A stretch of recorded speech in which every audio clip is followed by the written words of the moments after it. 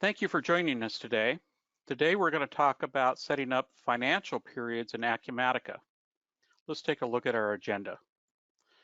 First, we're going to take a look at the master financial calendar, how to post to closed financial periods, closing subsidiary modules, and then managing the financial periods. So let's take a look at the master financial calendar. Then we'll show you how to post to closed financial periods. So here we are in Acumatica, and I'm in the finance module or general ledger, and I'm going to click the master financial calendar option. And so what you'll see here is our fiscal year and the information for each of the fiscal years.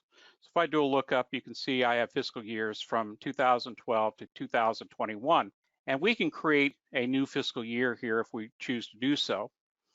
But I'm going to talk about each of these periods. Let's start with 2012.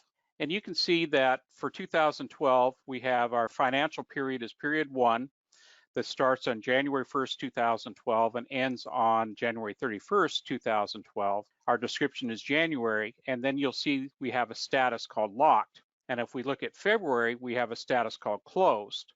And if we go on and look at other fiscal years, you can see that we have other statuses as well. For example, we have open. So when we look at these fiscal periods, financial periods, for the statuses, there can be different statuses depending on what's going on. For example, if we go clear to 2021, you can see the status is inactive. There are 4 possible statuses for a financial period. Inactive means that it hasn't been opened yet and no transactions can be posted to it. Open means it's been opened and you can have transactions posted to it.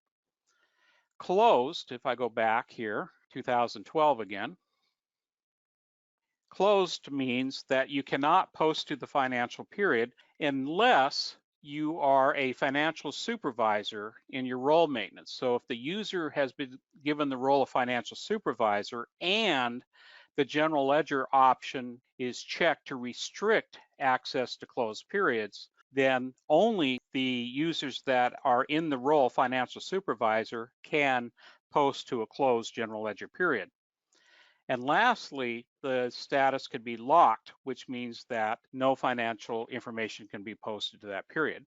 So let's take a look at a couple of these. So as you can see, January 2012 is locked and February is closed. So I'm just going to go ahead and go to payables, and we'll enter in a bill. And as we enter this bill, we'll choose our posting date of 1/2012. So as you can see here, we get the red X says the financial period is locked, so we cannot post to that period.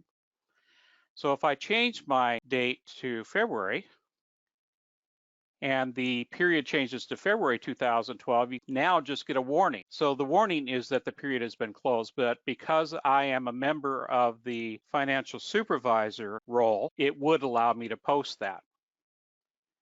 We took a look at the master financial calendar and then showed you how to post to close financial periods. Now we will show you how to close the subsidiary modules. Here we are back in the master financial calendar for fiscal year 2013. And as you can see, we've closed the period in accounts payable for 2013 for April, but we haven't closed accounts receivable. And obviously, before you close an individual period in the financial modules, you want to make sure that the modules have been closed in the subsidiary modules as well. So to close accounts receivable, we're going to go to the receivables modules.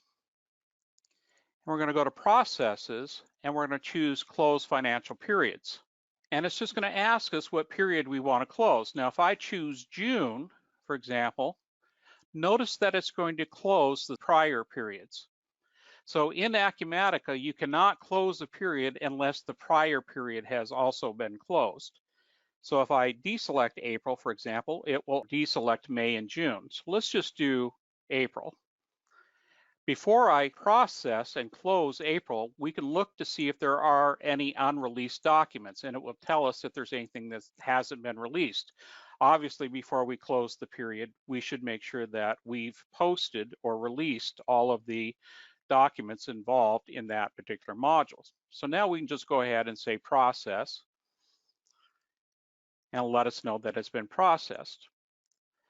So now we'll go back to finance and we'll show the full menu and we'll look at the master financial calendar. And now you can see for 2013, April has been closed in accounts receivable.